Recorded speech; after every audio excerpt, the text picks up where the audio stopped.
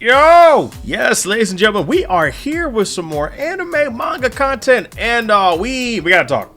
So if you don't know, One Punch Man Season 3 is currently airing, and a lot of people are not happy campers, understandably so. One Punch Man Season 1 came out when I was in high school, which is absolutely insane. And the amount of motion that One Punch Man Season 1 had was absolutely crazy. And there were so many talented animators. A majority of them are freelance now, but there are so many up-and-coming talents in the animation industry over in Japan. And so when they all conglomerate and Studio Madhouse gets all of these talents together, they create such a beautiful product. One Punch Man, the story is not great. Who cares? We're here to see some goofy moments with Saitama and some great action. That's what people are coming to One Punch Man for, right? It's like a wrestling match. You know that the wrestling's fake. You know that none of these people are actually getting hurt for the most part. But like, you're here to be entertained, and it was entertaining. Season 2, I definitely think was overhated. I have always held the opinion that Season 2 of One Punch Man was vastly overhated,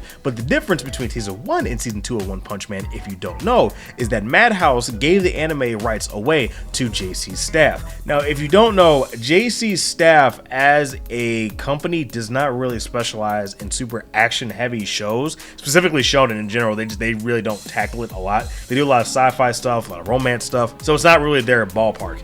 And One Punch Man Season 2 came out 6 years ago. Besides that, we've had basically radio silence forever. We got a teaser at the end of 2023. It was a key visual, but that was it. And people were hoping that the rights were given away to MAPPA, Science Saru, even Toei, just tons of other animation studios. People did not like what JC staff did with One Punch Man Season 2. Again, I think it's overhated, but people were kind of anxious to see what they had cooking. Now, was the show actually worth 6 years of waiting for?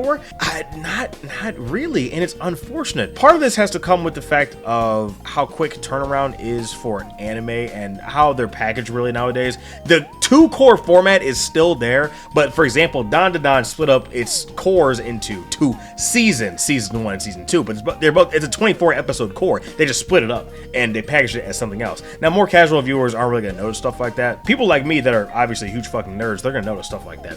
But turnaround time has actually gotten faster and faster and faster, generally speaking, whenever it comes to anime. Except if you're Berserk, a Tokyo Ghoul remake, or pretty much anything else. Now look at Fire Force. Fire Force took a very long time, I think about 4 or 5-ish years, and it came back very strong with its 3rd season. And Season 4, I believe, just got announced as well. Chainsaw Man was in production, starting, I believe, at the end of 2020 to 2021. No, it was the end of 2020 because I had just started YouTube, and it got announced. So, and then it actually fully came out at the end of 2022. People loved it. People thought it was great. And then we're just now getting the movie, which I'm going to see in 2 days. Do not spoil me. Well, by the time this video comes out, I've already seen it. And you guys will probably know my thoughts by now. So, is it going to be peak? Probably. Probably. Can someone draw me at like one of those hats? It's like those little twirly propeller hats that says Mappa's #1 fanboy on it. I need one of those, please. But I say all this to say that anime production has gone insane. And you look at the animation standard of what people consider good to great nowadays, and even something that is serviceable animation wise isn't cutting it for some people, which really sucks. So with One Punch Man Season 3 finally turning about and actually coming out, people were disappointed. And the majority of the trailers, they were just still shots. They were just characters talking. You compare this to Jujutsu Kaisen Season 3 trailer, and you're having all these crazy dynamic shots, these insane cuts. You have that cut of Naoya zooming into the camera like it's like people are hyped, like, oh! Y'all saw my reaction. Editor, play a clip of me watching that. Oh, they may know, yo, they may know you look crazy, bro. What? I was going nuts! But unfortunately, that wasn't present with One Punch Man Season 3. And now that the first couple episodes are out, people are upset and people are pissed. Now, I always try to make it a point to tell you all, and I never facilitate any of this on my channel, but do not go after any of these staff members. Do not harass people on Twitter. Listen, there are ways you can vent your frustration. There are ways you can voice your displeasement with projects, but actually tagging the director on Twitter and telling him how pissed off you are with this product and disparaging him, telling him to kill himself and all this stuff, that's not cool, man. That's not cool. And if you don't know, the director of One Punch Man Season 3 is not an action heavy person. He that's not what he primarily has worked on, and he's really relatively new when it comes to spearheading projects as well. And he's made it very clear with the majority of his posts, and he's talking about how anxious he is, the lack of sleep. Again, I've talked multiple times over about inhumane schedules the majority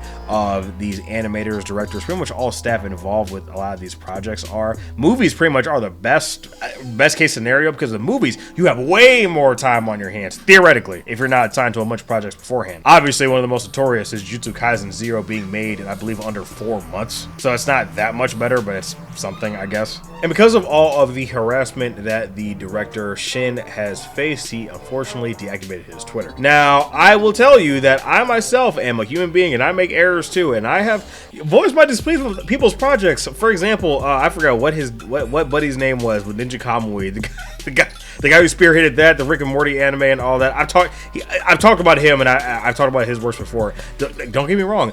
Do not go after him. Don't talk about him. But even I have been guilty of maybe voicing my displeasement, not in the best way. And I get it. People are passionate about their favorite anime and manga being adapted, man. And so when you have people wait over half a decade, they're going to be pissed when the product's actually not to their standards. Again, you just look at the quality of stuff that's coming out now. It's almost like I've said before that I feel like we're going to hit an apex with how good animation is going to be, but I don't really think that's true. You have all these new up-and-comers and all these crazy shots that people are coming up with, and all these creative minds adapting and coming up with new techniques all the time. And so when you look at something that like 10 years ago would have been serviceable, look at it now, it's like it's cool. I guess it's all right. It's just a different time that we're in, and it definitely feels like people are agenda posting when it comes to animation. They're doing potential man memes with One Punch Man and the animators and all this, and it's just really unfortunate.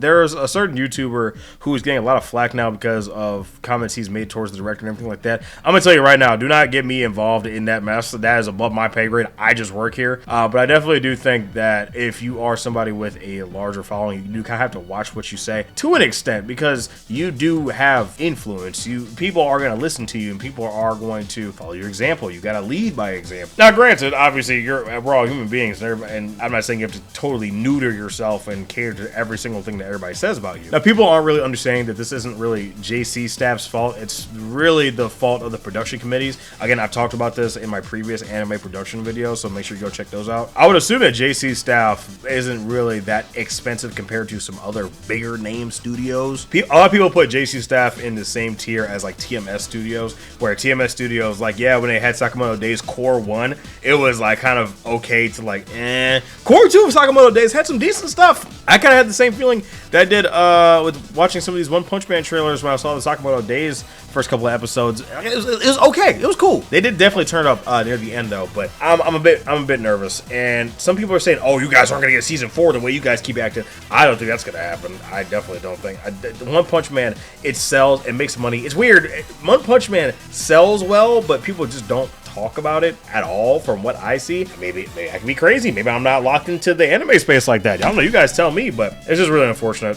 So just thoughts and prayers go out to all of the staff working on One Punch Man. I know that these people are giving it their all. They're getting these schedules that absolutely make zero sense. They're not sleeping. They're not eating. They're not with their families. And people really got to understand that, like, yeah, it's funny to meme on the Garo sliding down the hill gif, whatever like that, but someone has to put this on their resume. Someone has to take credit for this, and this potentially might not get them hired another job or something like that. Like, dude, like it's bad. We've seen production kind of crumble. If you remember Jujutsu Kaisen season 2 during the Culling Games, where the whole staff was having meltdowns daily, every week. They were going, I believe the Yuji versus Choso episode, and check me on this, the Yuji versus Choso episode was done like an hour or two before it went live. It was that close with production. It was insane. There's, again, a young lady on YouTube, I forget her name, but she posted her entire experience working with MAPPA and just how daring it was. It was not a fun process. So I'm just asking that y'all have grace. If you have your displeasements, you have your issues with the show, you can voice them appropriately. Don't be an asshole, man. Like, it's not a hard concept to learn, man. I don't know. But yeah, let me know what you guys think about the whole One Punch Man situation. I'm not using the word situation in this video. I'm not one of those YouTubers. But it's me, boy Daffy, guys. Thank you guys so much for joining me on this video. Please make sure you leave a like and subscribe, and I will see you in the next episode. You guys make sure you take care and have a good one. Peace.